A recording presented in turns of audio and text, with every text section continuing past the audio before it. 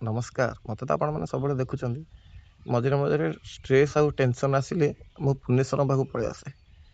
ମହାପ୍ରଭୁଙ୍କ ପାଖେ ଆସି ବସେ। ମୋତେ ଭାରି ଆନନ୍ଦ ଲାଗେ। ଆସିଥିଲି, ମୁଁ ଭାବିଲି ମୁଁ ଏକୁଟିଆ ଅଛି। ଗପୁଛି, ବହୁତ କଥା ଗପି ସାରିଲି। ଦେଖନ୍ତୁ, ଏଇଠି ଜଣେ ବସିଛି, ମୋର ସବୁ କଥା ଶୁଣୁଛି। ଟିକିନିକି ସବୁ ଶୁଣିଲା। ତାପରେ ଯାହା ଯାଇକି କେଉଁଠି ଜଣେଇବ, କ'ଣ କରିବ, ମୋର ଭାବନା ସବୁବେଳେ ଏମିତି ଥାଏ। ହୁଏତ ମୋତେ ଲାଗେ ପ୍ରଭୁ ଆସି ମୋ କଥା ଶୁଣୁଛନ୍ତି। ହେଲା, ଏଇଠି ଦେଖ, ଏଇଠି ମୁଁ ବସିଥିଲି, ଆସି ଶୋଇପଡ଼ିଲି ଘଣ୍ଟାଟେ। ହୋଟେଲରେ ଭାରି ବାଧା ହେଉଛି। ମୁଁ କହିଲି ଯିବି ଘଣ୍ଟେ ଏଠି ଶୋଇପଡ଼ିବି। ଘରକୁ ଯାଇଥାନ୍ତି, ମାମୁନି ନାହିଁ, ମୁଁ ଯାଇଛି ତାଙ୍କ ଘରକୁ। ମୁଁ କହିଲି ଯିବି ଟିକେ ଶୋଇପଡ଼ିବି ପୁନେଶ୍ୱରଙ୍କ ପାଖରେ। ମୋତେ ଭାରି ଭଲ ଲାଗେ ଏଠି ଆସି ଶୋଇବାକୁ। ଆଉ କିଛି ଦେଖିଲି, ମହାପ୍ରଭୁଙ୍କ ଧ୍ୱଜ ଟିକେ ଦେଖିଦିଅନ୍ତୁ, ଧର୍ମଧ୍ୱଜା। ୟାରି ବଳରେ ମୁଁ ଚାଲିଛି, କିଛି ନାହିଁ ମୋର, କିନ୍ତୁ ଭୟ ନାହିଁ। କାହିଁକି କେଜାଣି ଏତେ ଶକ୍ତି କେଉଁଠୁ ଆସୁଛି ମୋର। ସବୁ ସେ ପୁନେଶ୍ୱର ସୁବନେଶ୍ୱରଙ୍କ ପାଖରେ, କିଛି ନାହିଁ। ଭାରି ଜୋରରେ ଖଟଣି ମାନେ ବାଧାଳିଆ ଲାଗିଲା। ଆଉ ମୁଁ କହିଲି ଯିବା ଘଣ୍ଟେ ଖଣ୍ଡେ ଗଡ଼ିଯିବା। ଆଉ ଏମିତି ଜୀବନ। ମଣିଷ କେଉଁ ଗତିପଥରେ କେଉଁ ଗତିପଥ, କ'ଣ ଜୀବନ କେତେବେଳେ ପରିବର୍ତ୍ତନ କରୁଛି ମୁଁ ନିଜେ ବି ଜାଣିପାରୁନି। ସୁନ୍ଦର ପବନ ଏଇ ଜାଗାରେ। ଆପଣ ଆସିବେ କେତେବେଳେ ଏଇ ପୁନେଶ୍ୱର ପାଖକୁ, ସୁନ୍ଦର ପବନ ଆସିବ, ଆରାମରେ ବସିବ। ଆଉ ବଢ଼ିଆ ଜାଗା, ଠାକୁରଙ୍କୁ ଦେଖିବ। ଏଠି ଯେଉଁ ଗୋବିନ୍ଦ ସ୍ୱାମୀ ଭଲ ଚିତ୍ର ସବୁ କରିଛି। ଆଉ ଏଇଟା ତ କେଉଁଥିରେ ଛାଡ଼ି ହେବନି। ମୁଁ କହିଲି ଗୋଟେ ଭିଡ଼ିଓଟେ ମୁଁ କରିଦିଏ, କାରଣ ମୋତେ ଆକ୍ଚୁଆଲି ସେୟାର କରିବାକୁ ଭଲ ଲାଗେ। ସବୁ ଜିନିଷ ସେୟାର କରିବାକୁ ଭଲ ଲାଗେ। ମୁଁ କହିଲି ଭିଡ଼ିଓଟା କିଛି ନହେଲେ ତ ମୁଁ ନିଆଳି ଚିତ୍କାରରେ ମୁଁ ପକେଇ ଦେଇପାରିବି, ଯେଉଁ ପେଜ୍ ଅଛି। ଆଉ ଏମିତି ଜୀବନ, ହସ ଲୁହ ଦୁଃଖ। ବେଳେବେଳେ ସମାଜକୁ ପରିବର୍ତ୍ତନ କରିବା ପାଇଁ ନିଜେ ଚେଷ୍ଟା କରୁଛି, ବେଳେବେଳେ ନିଜେ ବି ଗୋଟେ ଗୋଟେ ଭୁଲ କରିଦେଉଛି। ଆଉ କ'ଣ, ଏମିତି ଜୀବନ। ଶରୀର ଟିକେ ଆକ୍ଚୁଆଲି ଅସୁସ୍ଥ ରହୁଛି। କ'ଣ, ଏ ଯେଉଁ ପରିଶ୍ରମ ହୋଟେଲରେ ବହୁତ ଦିନ କରାହେଲା, ଏବେ ଟିକେ ମୁଁ ଜାଣିଶୁଣି ପରିଶ୍ରମ କମେଇ ଦେଇଛି, କିନ୍ତୁ ଶରୀରଟା ଟିକେ ଅସୁସ୍ଥ ରହୁଛି। ଆଉ ଖାଇବା ପିଇବା ବି ମୁଁ ସମ୍ପୂର୍ଣ୍ଣ ଆଇଁଷ ଫାଇଁଷ ସବୁ ତ୍ୟାଗ କରିଦେଲି। ଯେଉଁ ଖାଇବା ପିଇବା ଟିକେ ସାଧା ଟିକେ କ'ଣ ଖାଉଛି, ହୋଟେଲରେ ଖାଇବାକୁ ଆତ୍ମା ଡାକୁନି ଆଉ। ଏମିତି ଜୀବନ। ଆଜି ଗୋଟେ ମିକ୍ସ ଡେ ଗୋଟେ ଥାଏ। ଆଜି ଗୋଟେ ଅଦ୍ଭୁତ ଦିନ, ଆଜି ଗୋଟେ ଅଲଗା ପ୍ରକାର ଅନୁଭୂତି। ମଣିଷ ବେଳେବେଳେ ଭଲ ହେବା ପାଇଁ ବି ବହୁତ ଦଣ୍ଡ ପାଏ। ଅନ୍ୟର ଉପକାର ଚିନ୍ତା କରିବ, ମାନବିକତା ରଖି ସବୁବେଳେ ମୁଁ ଚିନ୍ତା କରେ। ମୁଁ ସବୁବେଳେ ମନୁଷ୍ୟ ହିଁ ଚିନ୍ତା କରିବାକୁ ପସନ୍ଦ କରେ। ଯେ ମୁଁ ଗୋଟେ ମଣିଷ, ମୁଁ ସବୁବେଳେ ଭଲ ଚିନ୍ତା କରିବି, ଠାକୁରଙ୍କ ନାଁ ନେଇ ଭଲ ଚିନ୍ତା କରିବି, ସବୁବେଳେ ଭାବେ। କିନ୍ତୁ ମୁଁ ଲକ୍ଷ୍ୟ କଲି, ଆଉ ଆଇଲା ଷଣ୍ଢ, ମୋର ଆଇଲା ବୁଲା ଷଣ୍ଢ, ବାପା ଆଇଲା। ଯାହା କହିବି ତ ହବ।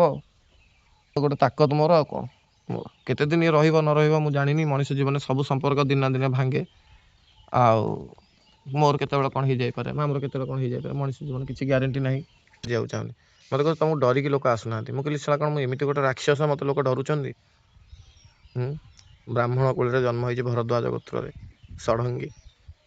ଏମିତି ନିଆଳିର ଆଞ୍ଚଳିକ ଧାର୍ମିକ ଇତିହାସ ବା ସ୍ପିରିଚୁଆଲ ହିଷ୍ଟ୍ରି ଦେଖିବାକୁ ଗଲେ, ଆନ୍ସିଏଣ୍ଟ ହିଷ୍ଟ୍ରି, ରାଜା ଯେତେବେଳେ ସୁବର୍ଣ୍ଣେଶ୍ୱର ମନ୍ଦିର ପ୍ରତିଷ୍ଠା କଲେ, ସବୁ ବ୍ରାହ୍ମଣମାନଙ୍କୁ ଉଠେଇକି ଆଣି ଏଠି ଯେଉଁ ଶାସନ ପ୍ରତିଷ୍ଠା ହେଲା, ସମସ୍ତଙ୍କୁ ସେବା ଯୋଗ ଦିଆହେଇଥିଲା। ମିଶ୍ରଙ୍କୁ ସେବା ଦିଆହେଇଥିଲା, ଆଚାର୍ଯ୍ୟଙ୍କୁ ସେବା ଦିଆହେଇଥିଲା, ଶତପଥୀଙ୍କୁ ସେବା ଦିଆହେଇଥିଲା, ଆଉ ସମସ୍ତଙ୍କୁ ସବୁ। ଷଢ଼ଙ୍ଗୀ କ'ଣ ସେବା ଦିଆହେଲେ ଜାଣିଛନ୍ତି? ଭଗବାନଙ୍କର କୁଟୁମ୍ବ କରି ତାଙ୍କୁ ରଖା ହେଇଥିଲା।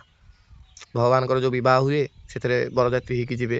ଆମକୁ ଏ ପ୍ରକାରର ସେବାର ମାନେ ଇଏ ଥିଲା। କିନ୍ତୁ ଆମ ପରିବାରମାନଙ୍କର ମାନେ ଅପାରଗତା ହଉ, ଧୀରେ ଧୀରେ ପିଢ଼ି ପରେ ପିଢ଼ି ଇଂରେଜ ଶାସନ ସରିଲା, ବିଭିନ୍ନ ପ୍ରକାର ଘଟଣା ଘଟିଲା, ଆମେମାନେ ସବୁ ହରେଇ ବସିଲୁ। ନିଆଳିର ଯେଉଁ ବ୍ରାହ୍ମଣ ଶାସନ, ଗୋଟେ ବ୍ରାହ୍ମଣ ସମାଜ ଆମ ନିଆଳିର ଗୋଟେ ଗଠନ ହେଇଛି, ଗୋଟେ ଫେସବୁକ୍ ପେଜ୍ ଆଉ ଗୋଟେ କ୍ଲବ୍ ବି ଗଠନ ହେଇଛି। ତା ଦେହରେ ଅନେକ ଲୋକ ଯୋଗ ଦେଇଛନ୍ତି। ତାକୁ ଆମେ ଗୋଟେ ହରିଜନ ପିଲାକୁ ଦେଇଛୁ ବୁଝିବା ପାଇଁ। ସେ ଫେସବୁକ୍ ପେଜ୍ଟି ଗୋଟେ ହରିଜନ ପିଲା ସେ ପ୍ରୋଫାଇଲ୍ଟା ମେଣ୍ଟେନ୍ କରୁଛି। ଆଉ ସେକୁ ନେଇ ଅନେକ ବାଦ ବିବାଦ। କାହିଁକି? ବ୍ରାହ୍ମଣମାନଙ୍କ ସେବା କିଏ କରନ୍ତି? ଆମରି ଭୋଇ ଭାଇମାନେ କରନ୍ତି। ସେବା ତ ନୁହଁ, ଆମ ସାଙ୍ଗେ ମିଶି କାମ କରନ୍ତି।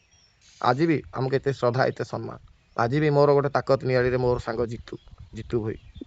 ଆପଣମାନେ ପ୍ରାୟ ଯିଏ ନିଆଳି ଲୋକ ଜାଣିଥିବେ, ଯାହା କହିବି ସେୟା କରିବ। ଇଏ କ'ଣ ଶ୍ରଦ୍ଧାରେ, ଇଏ କ'ଣ କାହାକୁ ଡରିକି? ଆଉ କ'ଣ ଆମେ ବ୍ରାହ୍ମଣ ଏତେ ତାକତବର ଅଛୁ? ଅଭିଶାପ ମୁଁ ଆପଣଙ୍କୁ ଦେଇଦେବି, ଆପଣ ଧ୍ୱଂସ ହେଇଯିବେ? ନା ଆଶୀର୍ବାଦ ଦେଇଦେଲେ ଆପଣଙ୍କର ଉନ୍ନତି ହେଇଯିବ? ନା। କିନ୍ତୁ ଆମକୁ ଆମ କର୍ମ ଉଚିତ ରଖିବାକୁ ପଡ଼ିବ। ଅନେକ ଲୋକ ମୋତେ କହୁଛନ୍ତି, ତୁ ତ ମଦ ଗଞ୍ଜେଇ ନିଜେ ଖାଉଥିଲୁ, ନିଜେ ଇଏ କରୁଥିଲୁ, ସେ କରୁଥିଲୁ, ଆଜି କ'ଣ ଏତେ ଭଲ ଦେଖାଉଛୁ? ଆଜ୍ଞା, ମୁଁ ଚୋରି କରୁଥିଲି, ତା ମାନେ କ'ଣ ଯଦି ମୋ ଆଖି ଆଗରେ ମୁଁ ଚୋରି ଛାଡ଼ି ଦେଇଛି, ଚୋରିଟା ହେଉଛି, ମୁଁ ତାକୁ ସପୋର୍ଟ କରିବି? ନା ଆଖି ବନ୍ଦ କରି ରହିଯିବି? ନା ତାକୁ ବିରୋଧ କରି ଚୋରିଟାକୁ ବନ୍ଦ କରି ସମାଜର କଲ୍ୟାଣ କରିବାକୁ ଚେଷ୍ଟା କରିବି? ଆପଣ ନିଜେ କୁହନ୍ତୁ। ଆଉ ଗୋଟେ କଥା, ଅନେକ ସମୟରେ ଲୋକମାନେ ଆସୁଛନ୍ତି କଥା ହେବା ପାଇଁ, ଇଏ କରିବା ପାଇଁ। ଆମେ କାର୍ଯ୍ୟ ବ୍ୟସ୍ତତା ହେତୁ ହଉ କି ଇଏ ହେତୁ ହଉ, ସମୟ ଦେଇପାରୁନି। ମୁଁ କ୍ଷମା କରିବେ। ସମସ୍ତଙ୍କୁ ଶ୍ରଦ୍ଧା କରେ। ମୁଁ ଶ୍ରଦ୍ଧାପୂର୍ଣ୍ଣ ମଣିଷଟି, ଭାରି ସ୍ନେହୀ ମଣିଷ। ମୁଁ କ୍ରୋଧୀ ନୁହଁ, ମୁଁ ସ୍ନେହୀ ମଣିଷ। ମୁଁ ବଦରାଗୀ ଆଉ କ୍ରୋଧୀ ଭିତରେ ଫରକ ଅଛି।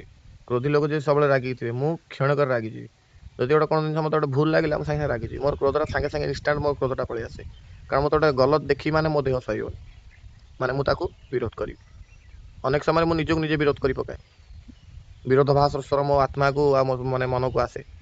ଆଜି ଗୋଟେ ଛୋଟ ଘଟଣା ଘଟିଲା, ମୋତେ ଆଜି ମାନେ ମୁଁ ସେଇଟା ଗୋଟେ ଅତି ବ୍ୟକ୍ତିଗତ ଘଟଣା, ମାନେ ମଣିଷ ଯେତେ ସେବା ଦେଲେ, ଯେତେ ସତରେ ରହିଲେ ମଣିଷ ତମକୁ ଖରାପ ଭାବି ପାରନ୍ତି ବି, ଯେତେ ଭଲରେ ତମେ ରୁହ। ସେଇଟା ମନୁଷ୍ୟର ତାର ନିଜର ଓଜନ ମଣିଷ ଦେଖାଏ। ମୁଁ ଯଦି ମୋର ଗୋଟେ କୌଣସି ଘଟଣାକୁ ନେଇକି ତମକୁ ଖରାପ ଭାବୁଛି, ମୁଁ ମୋ ଓଜନ ଦେଖାଉଛି, ତମର ତା ଦେହରେ ହୁଏତ କିଛି ଭୂମିକା ନଥାଇପାରେ। ହଁ, ପ୍ରଥମେ ଆଗ ଯଦି ମନକୁ ଗୋଟେ ପାପ ବିଚାର ପଳେଇ ଆସିଲାନି, ପୁରା ମହାପାପ, ମହାପାପ। ପାପ ବିଚାର ଆସିଲେ, ମୁଁ ଆଗରୁ ମୋ ମନକୁ ପାପ ବିଚାର ଆସୁଥିଲା, ଜୀବନ ଚାଲିଥିଲା, ରାକ୍ଷସ ଜୀବନ ଚାଲିଥିଲା। ଏବେ ହୁଏତ ମୁଁ ଆପଣଙ୍କୁ ରାକ୍ଷସ ଭଳିଆ ଦେଖାଯାଇପାରେ, କିନ୍ତୁ ଦୈବ ଜୀବନ ବଞ୍ଚିବାକୁ ମୁଁ ଚେଷ୍ଟା କରେ। ନୀତି ନିୟମ, ମୋତେ ସବୁଦିନ ଆମ ଦୋକାନ ପାଖ ବଣ୍ଟି ପଚାରେ, ଭାଇନା ଏତେ ସକାଳୁ କେମିତି ଗାଧଉଛ? ତାପରେ କହିବ ବ୍ରାହ୍ମଣ ପିଲା। ନା, ବ୍ରାହ୍ମଣ ପିଲା କ'ଣ ଗାଧଉଛନ୍ତି? ମୁଁ ଗାଧଉଛି। ନୀତି ନିୟମ ସମସ୍ତ ପ୍ରକାର ମୁଁ ପାଳନ କରେ। ମୋତେ ମନ୍ତ୍ର ବିଶେଷ ଆସେ ନାହିଁ, ତା ମାନେ ନୁହଁ ଯେ ମୁଁ ବ୍ରାହ୍ମଣ ନୁହଁ। ଯେଉଁ ମନ୍ତ୍ର ବୀଜ ମନ୍ତ୍ର ମୋର ଆବଶ୍ୟକ ତାହା ମୁଁ ଜାଣିଛି, ଗୁରୁ ମୋତେ ପ୍ରଦାନ କରିଛନ୍ତି। 21 ବର୍ଷ ବୟସରେ ମଠର ନାଁ କହିବିନି, ଗୋଟେ ମଠରେ ସାନ ବାବା ହେଇକି ମୋତେ ନିଯୁକ୍ତି ମିଳିଥିଲା। ଓଡ଼ିଶାର ଗୋଟେ ପ୍ରତିଷ୍ଠିତ ମଠ, ଇଞ୍ଜିନିୟରିଂ ପାଠ ପଢ଼ିବା ସମୟରେ ସେ ଜାଗାରେ ମୁଁ ମଠାଧୀଶ ହେଇଥାନ୍ତି। ମାନେ ଯେଉଁ କ୍ରିୟା ସବୁ ଥାଏ, ବାବା ଥିବାବେଳେ ତାଙ୍କର ଚେଲାକୁ କ୍ରିୟା କରି ବିଭିନ୍ନ ପ୍ରକାର କ୍ରିୟାରେ ଚେଲାକୁ ଆଗାମୀ ବାବା ବୋଲି, ସାନ ବାବା ବୋଲି ସମସ୍ତେ ଡାକନ୍ତି, ପ୍ରସ୍ତୁତ କରାଯାଉଥିଲା ମୋତେ। ସେଇ ସମୟରେ ମୋ ମନରେ ଗୋଟେ ଆବିଳତା ଆସିଲା ବିବାହ କରିବା ପାଇଁ। ବୟସ 20-21 ବର୍ଷ ସେ ସମୟରେ। ଆଉ ପ୍ରେମ, ମୁଁ ବାବାଜୀଙ୍କି ଗୁରୁ ଗୋସାଇଁକି ରାତିରେ 11ଟା ରାତିରେ, ମୋର ମନ ସବୁବେଳେ ଅସ୍ଥିର, ରାତି ଅଧରେ ଉଠି ପଡ଼େ। 12ଟା ରାତିରେ ଦେଖା କଲି, ମୁଁ କହିଲି ଗୁରୁଦେବ ମୋ ମନ କାହିଁ ଟିକେ ଡାକୁଛି ସଂସାର କରି। ଗୁରୁ ମୋତେ ହସିଦେଲେ, ମୋ ମୁଣ୍ଡରେ ହାତ ରଖିଲେ, ସେ ସମୟରେ କହିଥିଲେ, କହିଲେ ତୁ ଯା, ତୋ ଜୀବନରେ ବହୁତ କିଛି ଅଛି, ବହୁତ କିଛି କରିବୁ। ଆଉ ଗୋଟେ ମିକ୍ସ ଆଡ଼ଭେଞ୍ଚର ତୋର ଜୀବନ ହେବ।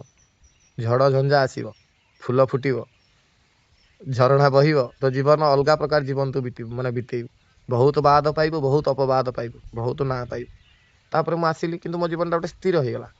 ଇନ୍ ଦ ସେନ୍ସ କ'ଣ, ଆସିଲି 20ରୁ 22 ଖଣ୍ଡେ ଏଇଠି ନିଆଡ଼େ ଟିକେ ବୁଲିବା, ନିଶା ପାଣି କରିବା, କିଛି ଚାକିରି ବାକିରି କରିବାର ଚେଷ୍ଟା ନାହିଁ, ଆଉ କିଛି ନାହିଁ। ତାପରେ ବିବାହ କଲି, ମନରେ ବିବାହର ଗୋଟେ ଆଗ୍ରହ ଥିଲା। ଅନେକ ପ୍ରେମ ଜୀବନରେ, କିନ୍ତୁ ବିବାହର ଆଗ୍ରହ ଥିଲା। ସେତେବେଳେ ମୋ ଇଚ୍ଛା ଥିଲା ମୁଁ ବିବାହ କରିବି, ଆରେଞ୍ଜ ମ୍ୟାରେଜ କରିବି। ସୋ ବିବାହ 23 ବର୍ଷ ବୋଧେ ହେଇଥିଲା, 23 ବର୍ଷ ହେବାକୁ ଯାଉଥିଲା ନା, ଏଇ ଟାଇପ୍ର କ'ଣ ବିବାହ ହେଇଗଲା। ସହଧର୍ମିଣୀ ଆସିଲେ, ଦେବୀ ତୁଲ୍ୟା, କହିବିନି, ଭଗବାନ ଯାହାକୁ ଆଶ୍ରା ଦିଅନ୍ତି। ମୋତେ ସମସ୍ତେ ସବୁବେଳେ କୁହନ୍ତି ତୁ ଶନି ଦଶା ଚାଲିଥିଲା, ଶନି ଗଲାବେଳକୁ ସ୍ତ୍ରୀ ଦେଇକି ଗଲେ। ଆସିଲା ପରେ ଜୀବନରେ କିଛି ନହେଲେ ଗୋଟେ ବ୍ୟବସ୍ଥା ଆସିଲା ଯେ ମୋର ଗୋଟେ ରୁମ୍ ସ୍ଥିର ହେଲା, ଯେ ଏଇଟା ହେଉଛି ମୋ ବସା, ଏଇଠି ମୁଁ ରହିବି। ନହେଲେ ଆଗରୁ ମୋର 3ଟା ଜାଗାରେ ରୁମ୍, ଚୌଦାରେ ରୁମ୍, କଟକରେ ରୁମ୍, ଖୁଣ୍ଟୁଣିରେ ରୁମ୍। କେଉଁଠି ମୁଁ ରୁହେ ମୁଁ ନିଜେ ଜାଣିପାରେନି। ହଁ, ଭୁବନେଶ୍ୱରରେ ମାଳି ସାହି ପାଖରେ ଗୋଟେ ରୁମ୍ ଥିଲା, ସେ ଆମର ଜଣେ କକେଇ ଜବରଦଖଲ କରି ଗୋଟେ ଘର ରଖିଥିଲେ ପ୍ରେସ୍ କଲୋନୀ ଭିତରେ, ସେଠି ମୁଁ ରହୁଥିଲି। ସେଠିକି ଚୋର ଯିବେନି, ମୁଁ ସେଠି ରାତ୍ରି ଯାପନ କରେ ଅତି ଆନନ୍ଦରେ। ଆଉ ଅଶୋକନଗର ବିଗ୍ ବଜାର ପଛରେ। ତାପରେ ବିବାହ ହେଇଗଲା, ବିବାହ ପରେ ଜୀବନରେ ବୈପ୍ଳବିକ ପରିବର୍ତ୍ତନ। ମିସେସ୍ ଆସିଲେ, ଆଉ ତା ଭିତରେ ବାପା ମାଆଙ୍କୁ ଟିକେ ହଇରାଣ ମୁଁ କରିଛି। କ'ଣ ଟିକେ ଖର୍ଚ୍ଚ ବାର୍ଚ୍ଚ କରିଦିଏ, ଗୁଡ଼େ ନିଜେ ରୋଜଗାର ଅନେକ ଜାଗାରୁ କରେ, କିନ୍ତୁ ସେଗୁଡ଼ା ଆମର ସବୁ ଖର୍ଚ୍ଚ କରିଦିଏ। ନନାଠୁ ପଇସା ଗୁଡ଼େ ନେଇ ଖର୍ଚ୍ଚ କରେ। ସୁନା ଫୁନା ପିନ୍ଧିବାର ସେତେବେଳେ ଟିକେ ଆଗ୍ରହ ଥିଲା, ଏବେ ଯେଉଁ ଦେଖୁଛନ୍ତି ସ୍ୱଳ୍ପ ସୁନା, ସେତେବେଳେ ଟିକେ ଅଧିକା ପିନ୍ଧିବାକୁ ମୁଁ ପସନ୍ଦ କରୁଥିଲି। କାନ 2-4ଟା ଫୋଡ଼ିବି, ଆଉ ଟିକେ ରଙ୍ଗବାଜି ମୋର ଥିଲା। ଆଉ ଡହରା ତ, ଆଉ କ'ଣ, ବାଟ ଦେଖେଇ ନଥିଲେ ପ୍ରଭୁ। ଆଉ ମଠରୁ ଫେରି ଆସିଲି, ତାପରେ ବିବାହ କଲି। ନିଶା, ବ୍ରାଉନ୍ ସୁଗାର, ପୁଣି ବିବାହ ପରେ ପୁଣି ଥରେ ବ୍ରାଉନ୍ ସୁଗାର, ନିଶା। ତାପରେ ଧୀରେ ଧୀରେ ଧୀରେ ଧୀରେ ଜୀବନରେ ପରିବର୍ତ୍ତନ, ରାଧାରାଣୀ ଜୀବନରେ ପ୍ରବେଶ କଲେ। ଆଉ ମୁଁ ଆଜି କହୁଛି, ମୋ ପାଖରେ ମୋତେ ବେଳେବେଳେ ଲାଗେ ଏତେ ଶକ୍ତି ଅଛି, ମୁଁ 1000 ଅଳିଆକୁ ସମାଧାନ କରିଦେଇ ପାରିବି, 1000 ସମସ୍ୟାକୁ ସାଙ୍ଗେ ସାଙ୍ଗେ ମାନେ କହିଦେବି, ହେ ରାଧା ଏଗୁଡ଼ା ଦୂର ହେଇଯାଉ, ଦୂର ହେଇଯିବ, ମୋତେ ଲାଗେ। ସେବେଠାରୁ ମୁଁ ନାମ ଜପ ଚଲାଏ। ଆଉ ଏବେ ମୁଁ ଯେଉଁ ଏନିଆଡ଼େ ଚିତ୍କାର କଲି, କଥା କହିବାର ଶକ୍ତି, ଏ ଯେଉଁ ମାନେ ଯେଉଁ ଉର୍ଜା, ପାଖରେ 50 ଟଙ୍କା ମୋର ନଥାଏ, ମୁଁ ଯାଇ ହାକିନି ବଡ଼ ବଡ଼ ଲୋକଙ୍କୁ ଦେଖେଇକି ଆସିଛି। ହେଲା, ଲୋକ ମୋତେ ପଇସା ଯାଚନ୍ତି, 50,000, ଲକ୍ଷେ, 2 ଲକ୍ଷ, 5 ଲକ୍ଷ କେହି ଯାଚି ନାହାନ୍ତି। କାରଣ 5 ଲକ୍ଷ ଯେଉଁଦିନ ଯିଏ ଯାଚିବ ମୁଁ ରଖିଦେବି, କାରଣ ସୁବର୍ଣ୍ଣେଶ୍ୱର ମନ୍ଦିରରେ ମୋର ଇଚ୍ଛା ଅଛି ମଉଡ଼ଟା କରିବାକୁ। ଲୋକ ଆପଣଙ୍କୁ ଲାଗିପାରେ ଇଏ ଗୋଟେ ସବୁ କରିପାରିବ, ଇଚ୍ଛା ଅଛି। ଆଉ ମୁଁ ସବୁ, ଆପଣମାନେ ଅନେକ କଥା ଭାବୁଥିବେ, ପାପ କଥା ବି ମୁଁ ବାହାରେ କହିଦିଏ, ଭଲ କଥା ବି କହିଦିଏ, କିଛି ଲୁଚାଏନି। ସେଥିପାଇଁ ଅନେକ ଲୋକ ମୋତେ ଭଲ ପାଉଛନ୍ତି। ସୋ ମୁଁ ଚିନ୍ତା କଲି, ନାଇଁ, I must do the video. ଆଉ ତାପରେ ମୋ ଝିଅ, ବାପ ହେବା ଗୋଟେ ଅଲଗା ପ୍ରକାର ମାଧୁର୍ଯ୍ୟ। ତା ପୂର୍ବରୁ ନାରୀଙ୍କି ମୁଁ ଗୋଟେ ଅଲଗା ରୂପରେ ଦେଖିଥିଲି ସବୁବେଳେ। ଆଉ ମୋର ଟିକେ ଲୁକ୍ସ ଟିକେ ଅଲଗା ଥିଲା, ଟିକେ ଅଲଗା ଲାଇଫ୍ ଥିଲା ମୋର। ଯିଏ ଜାଣିଛନ୍ତି ମୋ ବିଷୟରେ ଜାଣିଛନ୍ତି, ଟିକେ ଥିଲା। ଆଉ ଅନେକ ବି ମୋତେ ଏବେ ଦେଖୁଥିବେ, ତମ ସମସ୍ତଙ୍କୁ ମୁଁ କ୍ଷମା ମାଗୁଛି। ମୁଁ ଆଶା କରେ ତମମାନେ ଯଦି ମୋତେ ସ୍ନେହ ଶ୍ରଦ୍ଧା ଆଉ ଭଲ ପାଇବା ପ୍ରକୃତରେ ସତ ଥିବା ଆମର ମୋତେ କ୍ଷମା କରିଦେବ। ମୁଁ ପାଗଲାଟେ ଜାଣିପାରେନି କିଛି। ଆଉ ମୋ ଝିଅ ହେବା ପରେ ଭଗବାନ ମୋତେ ଝିଅ ଦେଲେ କାରଣ ମୋର ନାରୀମାନଙ୍କ ପ୍ରତି ଗୋଟେ ପରସେପ୍ସନ୍ ବଦଳିବ। ଝିଅମାନଙ୍କୁ ମୁଁ ଭୋଗ୍ୟ ସାମଗ୍ରୀ ବୋଲି ନ ଭାବି ଝିଅମାନଙ୍କୁ ଦେବୀର ରୂପ ବୋଲି ଭାବିବି। ରାଧା ମୋ ଜୀବନରେ ପ୍ରବେଶ କଲେ ମୁଁ ତାପରେ ନାରୀ ମଧ୍ୟରେ ମୁଁ ରାଧା ଦେଖିବାକୁ ଚେଷ୍ଟା କରେ ଆଉ ପାଦକୁ ଚାହିଁବାକୁ ଚେଷ୍ଟା କରେ, ଶରୀରକୁ ବକ୍ଷକୁ ନୁହଁ। ଆଉ ମୋ ନିଜ ଝିଅକୁ ମୁଁ ବହୁତ ସ୍ନେହ କରେ, ବହୁତ ଶ୍ରଦ୍ଧା କରେ। ଆଉ ଭଗବାନଙ୍କ ଆଶୀର୍ବାଦରୁ ସ୍ୱଳ୍ପ ଜ୍ଞାନ ସ୍ୱଳ୍ପ ବୁଦ୍ଧି ପିଲାଙ୍କୁ ଶିକ୍ଷା ଦେବାର ମୋତେ ଗୋଟେ ସୁଯୋଗ ମିଳିଲା। ସେ ଲୋକ ଭଲ ହଉ ଖରାପ ହଉ ମୋତେ ଗୋଟେ ସୁଯୋଗ ଦେଲା। ଧନ୍ୟବାଦ ଦେବି ମୋର ପୁରୁଣା ମାଲିକ ଶର୍ତ୍ତ ମଲ୍ଲିକ।